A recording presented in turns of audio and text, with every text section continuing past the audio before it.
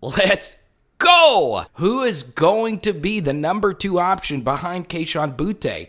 This has been a pretty popular question amongst the LSU blogosphere, but that's the problem. I think we are misphrasing this question. I like the way that Fantastic Funky Bunch brought it up here, number 2 all the way down to number 5. So we're going to go step by step what I think is going to happen in the LSU wide receivers room next season, and you're looking at the backup names here: Jontre Kirklin, Trey Palmer, Devonta Lee, Alex Adams, Koy Moore, and Jaray Jenkins. But that's not just it. Don't forget about the true freshman wide receivers: Deion Smith, Brian Thomas Jr., Malik Neighbors, Chris Hilton, and Jack Besh. So I want to pick up Johnny's comment here. I would like to see breakdowns of the freshman wide receivers coming in. Now, I understand that on our live streams in particular, these guys always get brought up. We're actually going to save those guys for a different video. And he also said, Carter, your tight end joke was horrible.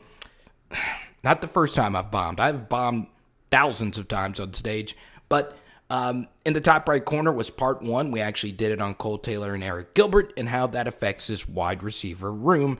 So I promise you we're going to break down each and every name on the list that you've seen, but we need to provide context, right? How many targets are actually going to go around in this LSU offense, and what is it going to look like? Ed Orgeron wants to bring back the 2019 offense to a T, and you see Terrace, Justin, and Jamar. They obviously fueled this offense. So in 2018, LSU led the SEC with 43 rushing attempts per game. Then in 2019 and 2020, they went down to 34 rushes. So that means that we are throwing the football more, which means more targets and more mouths are going to be fed, right? Kinda, sorta, because in 2019, the LSU wide receiver rotation actually shrunk because LSU tightened their rotation. They stayed in 11 personnel, which basically meant Thaddeus Moss was going to be the tight end, Clyde was going to be the running back, and these 3 guys are going to play your wide receiver position. Whereas last season, LSU kind of tried to do the same thing, but they rotated a lot, especially at wide receiver and running back. So we're going to need to find not 1, but 2 other options to surround KAYSHON with. Let's actually break them down. Jontre, look, he's a great leader. That's the first thing that comes out of your mind whenever you think about Jontre Kirklin. And, his stats, overall are pretty good, but I do want to include that his best game in an LSU uniform was against Vanderbilt last season, and his long touchdown in this game was the byproduct of a flea flicker. So, based on what we've seen on the field thus far, like actual games, it's been mostly just meh. Alex Adams, 1 catch, 6 yards. We've seen him a lot through the spring. Kind of like Devonta Lee. We need to figure out if he's actually going to play wide receiver. I know that there was some flirtation with the safety position, but it looks as if he's going to stay a wide receiver. I mean, you honestly never really know. The one thing about Alex Adams is that this is just year 2 for him.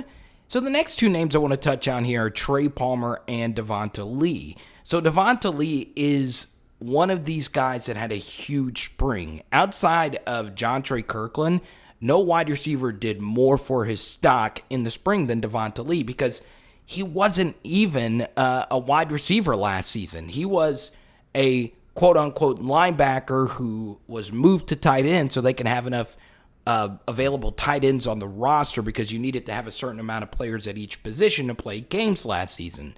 There is not a live stream that goes by without someone saying Trey Palmer is going to break out next season.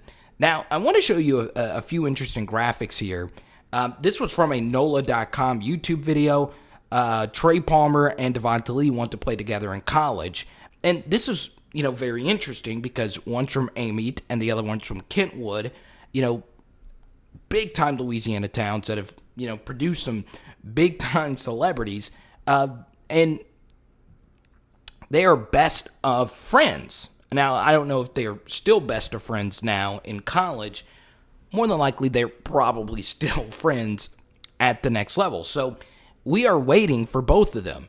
I will defend them up to this point with this. They were 2019 recruits. Obviously, they were not going to play at all in 2019 with what was ahead of them. Then in 2020, Terrace came back, and there was obviously Racey McMath who also came back. So there just hasn't been much room for wide receivers. But here's the thing.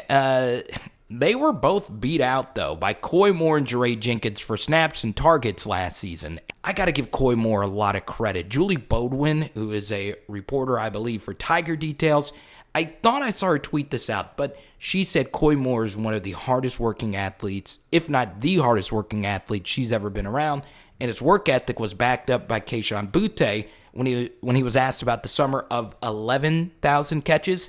And a few months ago, KAYSHON said Koy Moore was leading everyone when it comes to getting reps and getting catches in the offseason. So the same thing is true for Jaray Jenkins. The fact that he came into this LSU 2018 class with Terrace and Jamar, which, for sure these players knew, they were beyond slam dunks. But Jaray, there was also another receiver in that class. I think Keenan Jones was his name. Jaray still decided to come.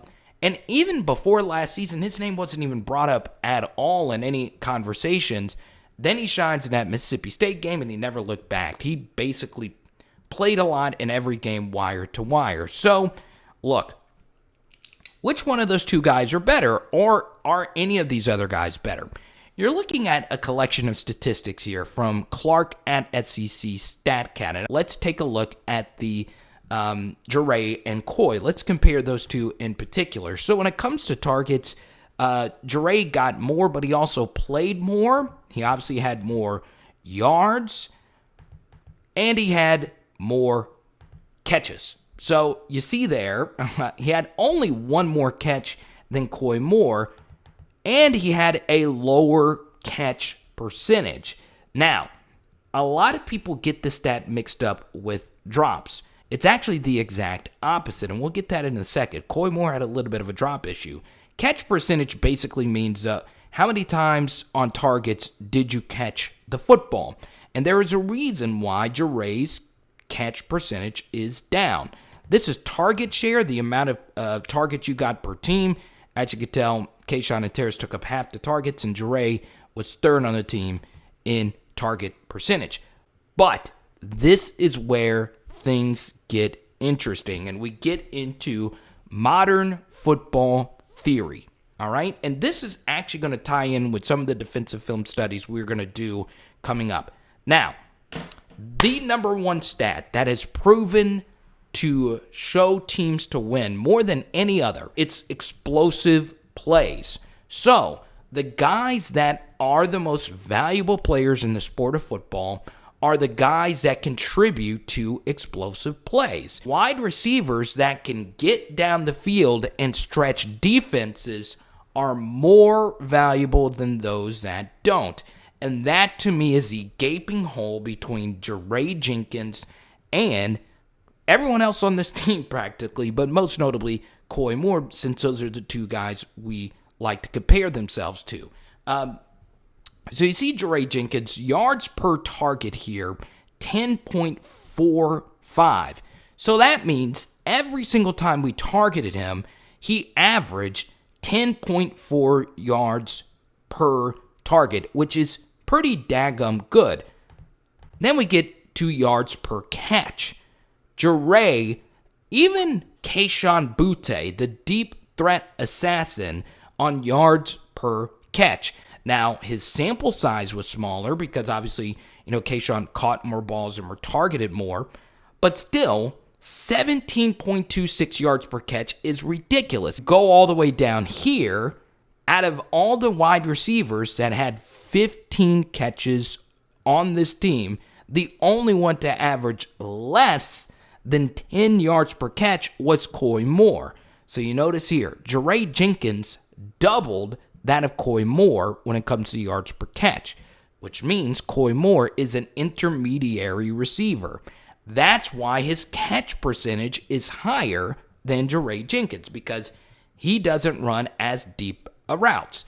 But this is the fascinating stat right here. Average depth of target. And I want to go to this article here from Ben Gratch, I believe his name, on CBS Sports. Average depth of target does a great job of telling you how deep are the routes that you actually run.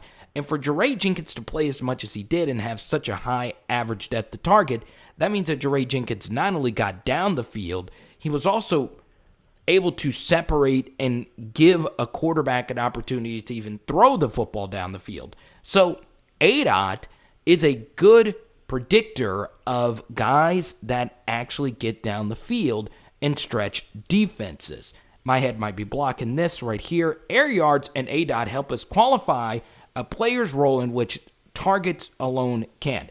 A high ADOT typically means a lower catch rate, but more yards per catch. A low ADOT is the inverse.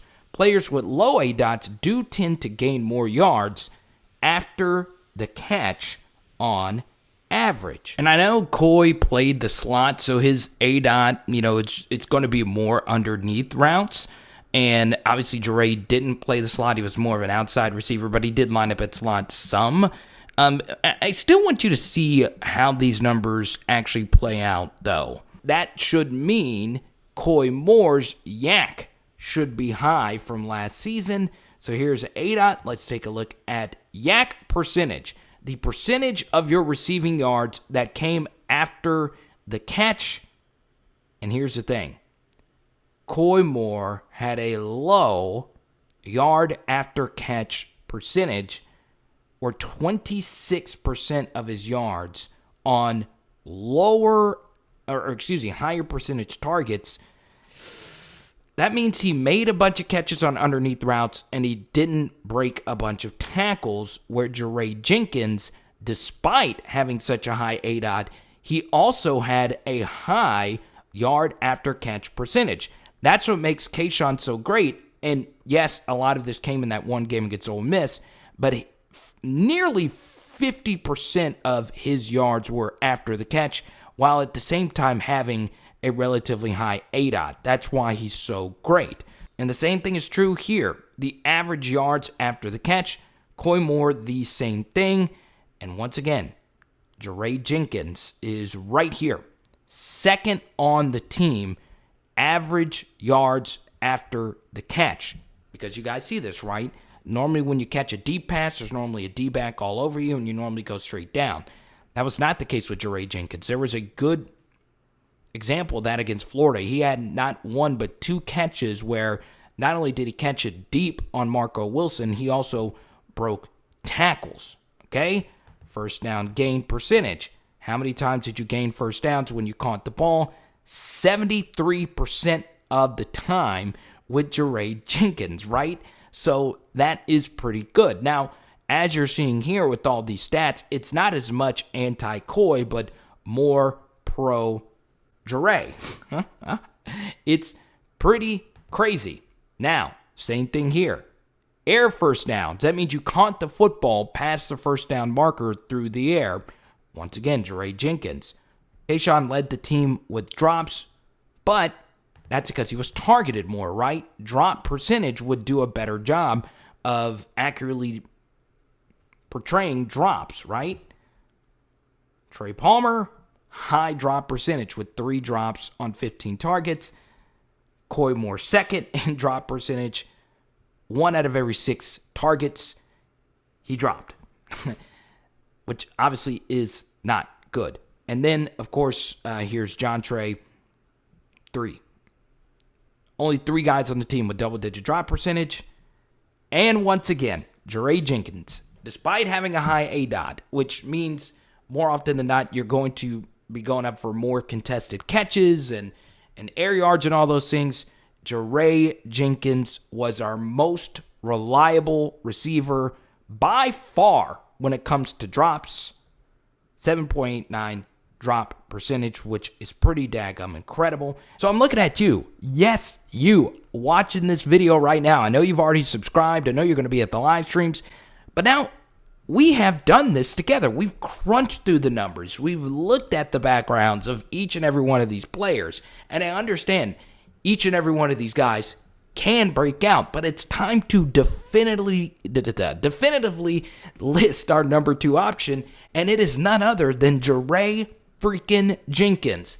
And I understand he's a 3-star recruit, and he's not an overly flashy guy, and he doesn't have an overly flashy personality, and he has a very quiet demeanor. There wasn't a whole lot of buzz with him going into the season at all. But in that first game against Mississippi State, who was the best wide receiver on the field, it was Jaray Jenkins.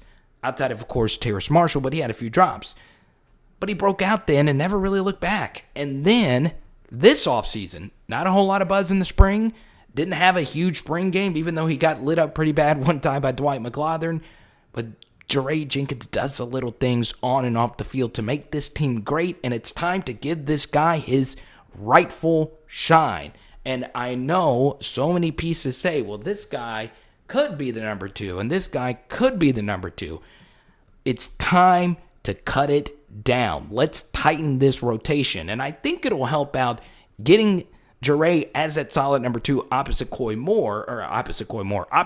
BOUTTE, to where the underneath routes are going to be wide open. Or I give you 3, 4, and 5 on the wide receiver list, which of course includes that very valuable slot receiver. I do want to shout out Evan Francione, the walk-on out of Archbishop Rummel. I don't know if he was put on scholarship or not, but still, I wish Evan nothing but the best, because Ed Orgeron said expect to see him get some snaps in the fall.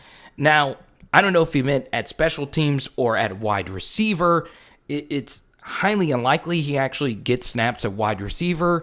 He has yet to caught a pass in his career, but I always cheer for 3 stars and walk-ons to get their opportunity. So I want to dedicate this video to Zach, who tragically passed away. I didn't know Zach, and he didn't really comment all that much, but he did lead a bunch of you to this channel, including FFB. You saw his comment from earlier. So, Zach, I know you're looking down on us. Thank you for all your support on the channel, and of course, my condolences go out to Zach and all his friends and family. Now, as far as the other wide receivers are concerned, I would put Koy Moore at the slot because he was playing that position the most at the end of the season. This is interesting because there is a new passing game coordinator in DJ Mangus, and he does work with the wide receivers, so maybe he tells Mickey Joseph to switch things up or tighten the rotation, and obviously, of course, Jake Peetz will have his own thoughts as far as how the wide receiver room should look.